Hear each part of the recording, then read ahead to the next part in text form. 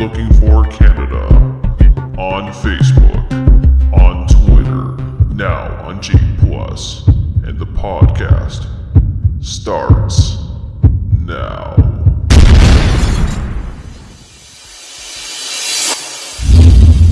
This is blasphemy.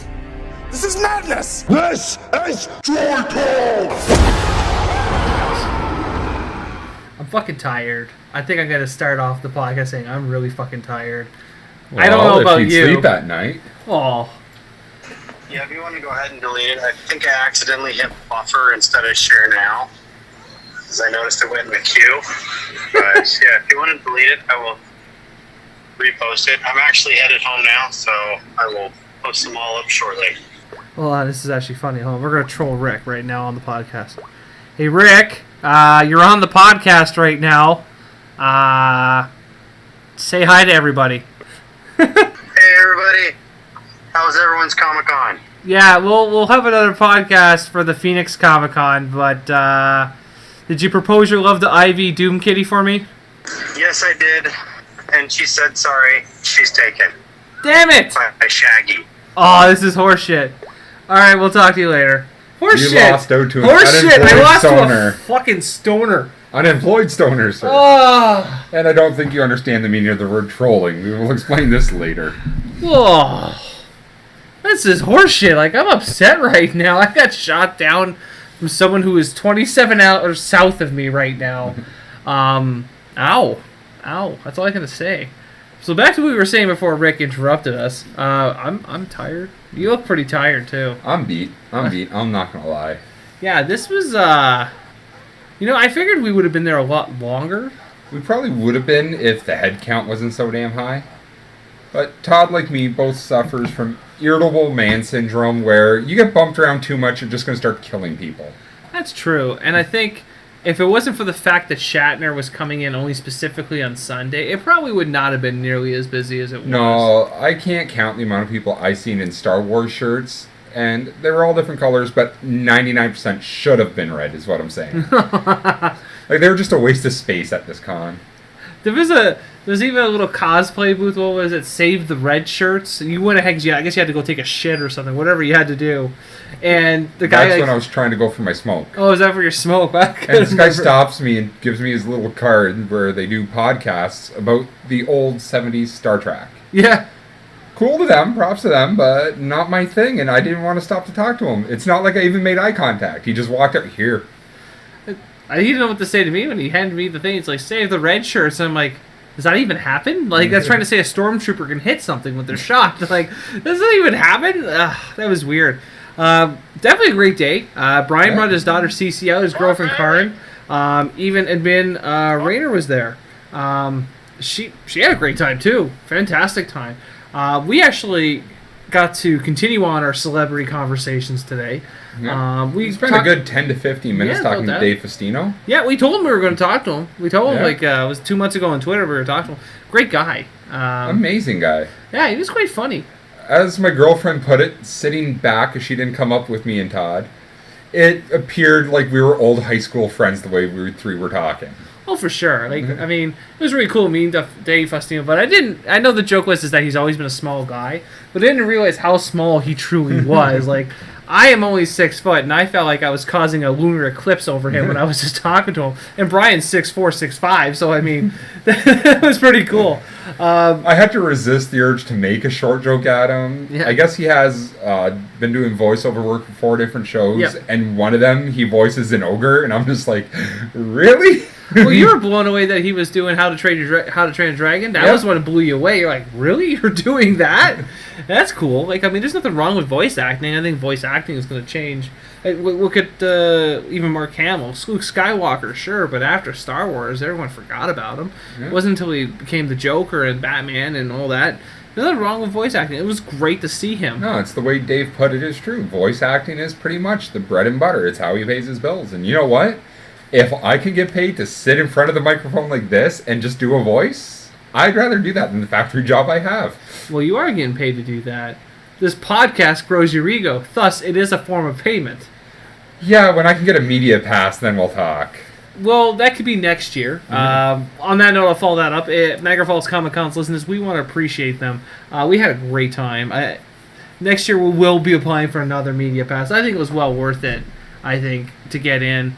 I got to meet a lot of people, and other groups, other pages were there. Today, we ran into a fellow friend of ours, Ryan's All Things Geek, and got to run into him, have a great conversation. And I got to run into one of my favorite cosplayers, who I literally missed by 5 minutes at Toronto Comic Con, and I ended up being stuck with her all day. Meghan Solo was there, and Yes. Brian got to meet her as well. Very nice person. Oh, absolutely. She was gorgeous today, dressed up as Harley Quinn. Probably, and I'm not saying this because I am her friend, we've been talking on and off about cosplay now for months, but I can say honestly, I don't know Brian's opinion, but best Harley Quinn that was there today. Oh yeah, by far. She was doing, what was the design, like a steampunk. It was a steampunk Victorianish. I liked it though, and I've still got, he's still there. I still got the fucking sparkles on me from her goddamn corset, and she's like, I'm gonna get sparkles. Of course, I didn't care at that point. I had a gorgeous woman hugging me. I'll take anything I can get at this point. She was pretty fantastic, and we ran into Roxy Darkknight again, Yeah. and again, and again. But thankfully, we did get to see his Joker that he That was premiered on great. Saturday. Yeah, well, it's upsetting. I know he was hurt because he really wanted to do his Sailor Moon cosplay, but I really liked his Joker cosplay. He did a nice classic Joker cosplay, Yes. and that was pretty fantastic. We got to meet Geek Inc. We met them a little bit on Friday, but we were literally stuck against the wall with them all day. Well, who turned their phone off? That person needs to be shot. That would be you, sir, because Yeah. mine's at home. Ah, that's bullshit. And we got to hang out with Geek Inc. for a good, was it an hour? I guess we were stuck against that wall? Yeah. And then, who else did we? We went to see Dean Cain. I don't know how this is going to go. Dean Cain, I want to punch Superman. I want to see if he really is the Man of Steel, or if I could just deflate him like that. Deflate him like that. Well, he still looks, he's got a good size. Like, he doesn't look like he's shrunk or anything from when he was. Just because you have muscle, sir, does not mean you can take a hit. I know. I think it was kind of ignorant. So, Brian's daughter, Sierra, wanted to meet Superman, and we kind of pointed at, she's, 3? Yeah. And we kind of pointed out, oh, look, there's Superman. She's got, like, a Superman dress on and everything. So she wanted to meet him. Cock-blocked. Like, no other. The only way to meet him was if you got his autograph or something. You had to pay to meet him. Well, I can understand. He is currently a C-list celebrity. C. Wow, you're just nice today. We didn't want to hurt the D-list celebrity squad? Is that what you're trying to say? Because Ripley's, believe it or not, is really paying the bills these days. Yeah, because they're falling apart and have a nice little museum out. The one these lanes that no one ever goes into anymore, except for tourists, and they've never been here before. But I think what really pissed me off about that, we went and talked to Tony Todd. You went and talked to Burt Young. Yeah. We also talked to Dave Faustino. Yeah. We could have walked up to Kevin Sorbo at any given time we wanted to. We Could have went shopping with Karen Pearsons. We're not going to talk about Parsons, or is it Parsons? Yes, Parsons. I don't know what happened with that. She was kind of freaking I think me she was out. just bored at her booth. Maybe. She didn't sound like, she looked like she was all there. I can honestly say that. It was kind of creepy how she kept picking up the t-shirts and just like holding up to her face and putting it back down. I was like, maybe she's having a great time. This is how she celebrates her day. I don't know. We could have walked up to Kevin Sorbo, Killer Bees. We could have even walked up to Chandler Riggs. That was the thing that blew us away. And I was going to...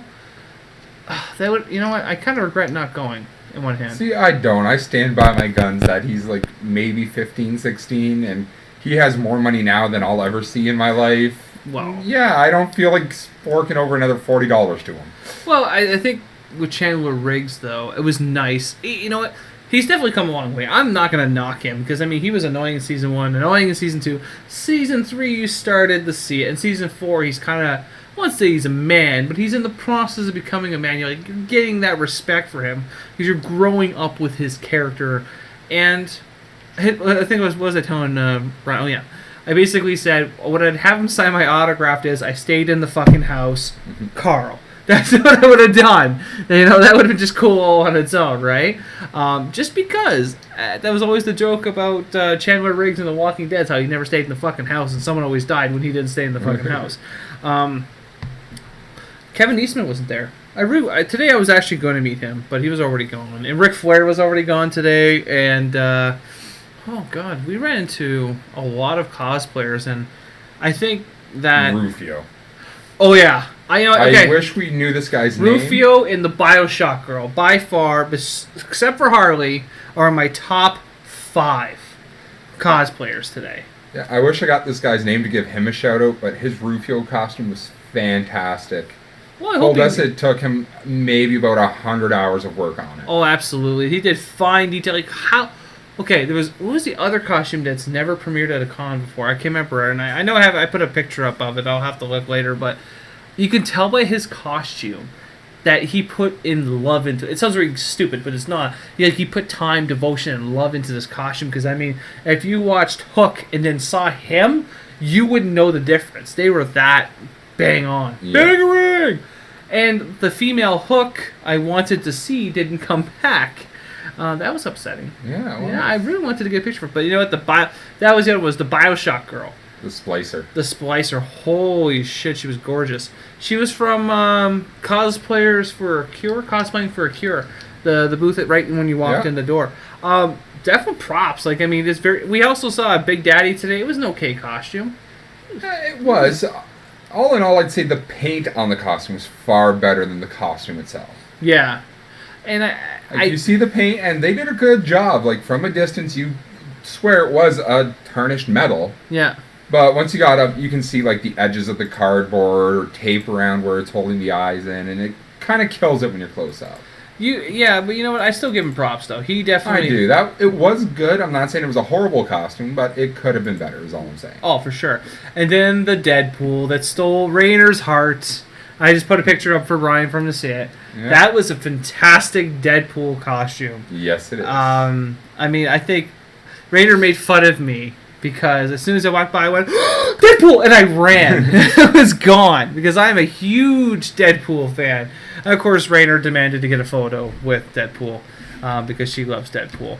I did get a couple shots of Deanna Troy, and I got a couple, another one of Burt Young. Look at that Freddy Krueger. That is a badass Freddy Krueger. Found a couple zombies, stuff like that. See now, Brian? Wookiee. Do you see it now? Mm-hmm. What the hell was that? What'd you say? You thought it was a squirrel? No, I knew it was a Wookiee. Oh, there's the Rufio. Yeah. See, there's mass respect for that costume.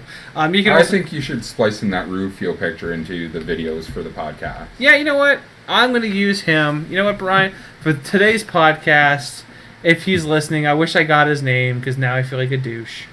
I'm going to use him. Well, I was going to use Megan as well, but I'll use him as the primary photo for it and then what have you. But definitely mad props for that costume. He really stole the show on it. So if you're listening to this, Rufio, and whatever your name is, because we didn't get it, we dropped props. the ball. We dropped the ball. It was just kind of one of those scenarios. We were just tired. We didn't get to meet Cosplay in Canada. That was on the agenda list today. So I keep telling the guy I'm going to meet up with him, and I just never do. So I'm going to have to own that next con. So overall impressions, I think the thing that really was annoying still, and I'll say this again, was the seating area, or lack thereof. I understand why they didn't want to have a seating area, because you do not want to lose pivotal room. I found it to be a lot more spaced out. Yeah. Especially with the bigger crowd. Mind you, my big beef too, though, is one that will happen at every con, no matter where you are. It's people who just bring the booths, bring their stuff, and then jack up prices. Oh, absolutely. Absolutely. That really pissed me off. Is that there was some of them that I knew for a fact. So you got deals on the chess pieces. Yeah. My one Joker, yeah, for sure. But there was some comic books that were like $10. You're like, what? Why the fuck is $10? This is a $2.99 comic. You know, they do things to jack. Or I noticed the T-shirt prices, the Rainer, when we were looking at the one, it was like 2 for $40, and then we went to the bigger one in front of the celebrity area. Yeah. It was 2 for $50. Who the fuck will pay $50 for 2 T-shirts? That's pretty extreme. Like, I mean, you can buy Marvel T-shirts now at Walmart for $8. So I can understand you're gonna jack the price here and there, but that's a little bit extreme in my opinion. But there was a few booths, I'll give them credit, few and far between, where the prices were way cheaper than what they should have been. Very true. I do wish, however... Like the chess pieces we were just talking about, I wish I got the store who I bought it from. But they were selling their old overstock chess pieces for $5 at a regular market of $20. Yeah. You know what? I'll give a probably. I remember when you tried bartering with him, he's like, dude, I'm already killing myself over this. And I was like, yeah, dude, you got to let it go. Like, he's hurting. Because I have, the 3 chess pieces, 2 Jokers and a Harley, and they were all $20, $24.99 a piece, and you were paying $5. And which ones you got? You got a Batman? And a Joker. And a Joker. Was there a Red Hood one there, too? No, there wasn't. Oh, wait, there was, but it was at the guy who wanted standard price for it. Oh, yes. That, and I couldn't identify the Red Hood, if that was supposed to be the Joker Red Hood, or... Yeah. But you know one thing I do, and I think I was mentioning this to you on the way home, is that there was a lot of cancellations this year. Yes. Luke Perry canceled, Jason Priestley canceled, and then there was a little bit of drama with Jason David Frank about his promoter telling Niagara Falls ComicCon something completely false, and there was a lot of upset people about it. I was one of them. I did want to meet Jason David Frank. Like, I mean, this is the Green Ranger. This guy has done very well for himself, I guess I would say, and it's Tommy. Like, how often are you going to miss Tommy on that play? But he might be back at. I'm hoping for Fan Expo, which would be fantastic. But all right, and Rick will be doing a podcast with me later this week. Why? Because we sent him to the Phoenix Comic-Con. Rick, one of our fellow men who does live in the outside area of Phoenix, Arizona, decided to go see. And that's what you heard at the beginning of the podcast. He was telling me how Ivy Doom Kitty shot me down. I tried. That's what I'm going to say. Hey, I did more than most people. I tried. Yeah? I did. But anything else you want to add, Brian, you think?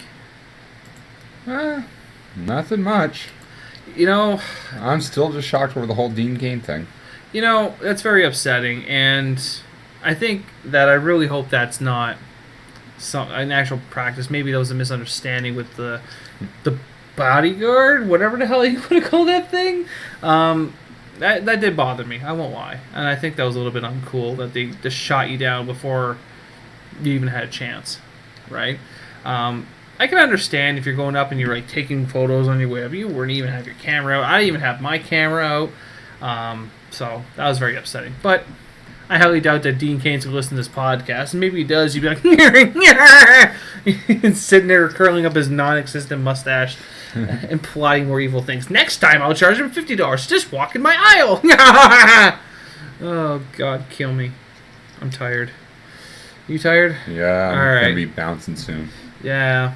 Well, thanks for listening. I know it's a short podcast this week. We'll be back next week. Hopefully we'll have something pretty much set up. Yeah, stay tuned. And enjoy your chimichangas! yeah! Game over, man. It's game over. Thanks for listening to the Droids You Are Looking For podcast. Stay tuned for next week's podcast. Remember, the Force will be with you, always.